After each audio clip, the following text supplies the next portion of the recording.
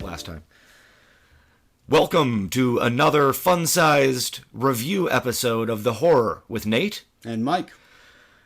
We do a full hour-long podcast once a week where we really delve deep into what we love about horror, but there are so many movies to keep up with in theaters, in the Redbox, and streaming. A lot of the movies that we're looking at now are relatively new, and they are fresh to either Netflix or Hulu. Right.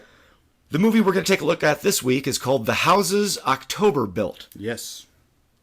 It is the directorial debut from a director named Bobby Rowe, who did a documentary called The Houses October Built a couple of years ago, I guess, as a student project. That makes sense. I see now. Now he's taken his original concept and sort of elevated it into a found footage horror movie. Yeah. Bobby Rowe is actually in the movie, too. Yes. Him and the other two writers are all characters in the movie. I don't know exactly which ones they are.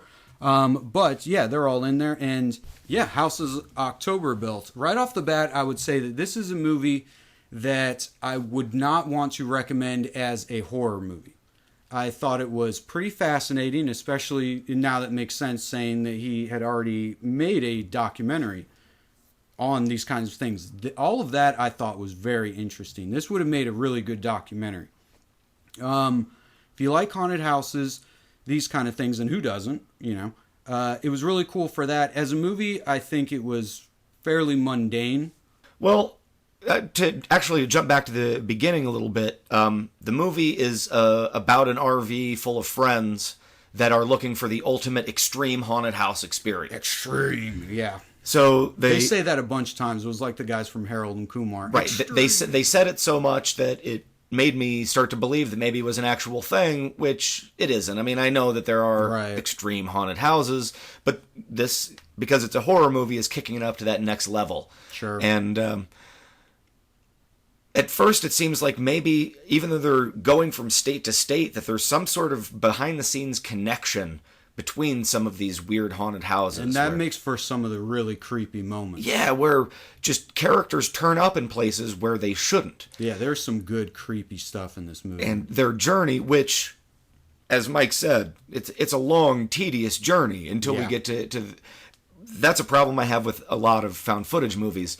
Sure. Dating back to Blair Witch is given carte blanche because it did it first. Sure. But the slow build... Found footage movies tend to have a slow build. They also tend to have really weak characters. And this, The Houses October Built, if it had stronger characters or performers, maybe that first half or first two-thirds would have played a little better. I absolutely think so, yeah. Ultimately, the gang gets on the trail of the ultimate extreme haunted house called Blue Skeleton. Right. But I don't want to say anything beyond when they discover the existence of Blue Skeleton. It seems like Blue Skeleton discovers the existence of them and starts pre-haunting them before they can even find the haunted house. Sure. Things get a little confusing and muddled, which is great for horror movies because keeping things vague makes them scarier. Right. Wasn't entirely successful for me. I really liked the idea of it. I thought there were some really creepy moments, and for a debut movie, absolutely, it was solid. Right. There were some pacing issues though, and I'm a big character guy. Yeah, I would agree with that too. My biggest criticism of the first half, what makes it not work, is all the haunted house stuff is good. Most of the time, it's all good when it's trying to be a documentary, but the characters are not likable. It takes a lot longer than it ever should be to get along with them on their journey, if you really even ever do. I eventually did, but it was hard. It's only been a few days since I've seen it, and I can't recall or describe to you, either physically or based on personality traits, anybody in that movie. I can tell you what a couple of the bad guys look like. Well, I liked the Mikey character, the dude with the beard and everything. I thought he was like a Zach Galifianakis. Almost, not the scene where he is trying to seduce the worker that's like in zombie makeup, making that seem his fetish. It was kind of funny, but it also sort of stood out because Yeah, I didn't get that part. It seemed I thought really it was going forced. to be something Yeah. because it was so weird or whatever. But yeah, I'd say overall, it suffers from weak characters. There's some really cool. I'd rather see a behind the scenes haunted house movie like they were doing, because all of that's cool. The end of the movie also didn't work for me, the last half, because, and I'm not going to tell you if it's true or not, but I kept thinking there was no tension because I was like, this is fake. Right. And again, whether that's true or not, I'm not going to say, but it deflated any tension because the whole time I'm like, this is fake. Don't you get that this is all fake? So never any peril or anything for me. But it is cool, it is creepy, and it does feel like going through a haunted house. So it's appropriately fun. Not a big win, but not entirely unsuccessful No, either. not at all. I'm going to give this movie, on a scale of 1 to 10, I'm going to give it a generous 5. And hope that the director stays with horror and takes what he's learned from his debut Right. and rolls it into something really special next time. Yeah, I'm going to give it a 6 just because some of those creepy moments and some of the behind the scenes workers, I guess you could say, people in the masks, there's some really creepy shit in there, so that elevates it.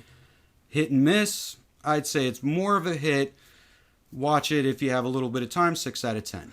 And just as a note to Bobby Rowe and the writing staff, where you ended the movie, you should have had like 10 more minutes after that of just 10 more minutes of just Rob Zombie style, just insanity to kick it over the top. That was one thing I did want to say too, is from the very first shot, I started to get, this is almost along with Mockingbird, but not quite. This definitely does have the feeling, if House of 1,000 Corpses was a found footage movie, it would feel like this. Really good lighting, really good.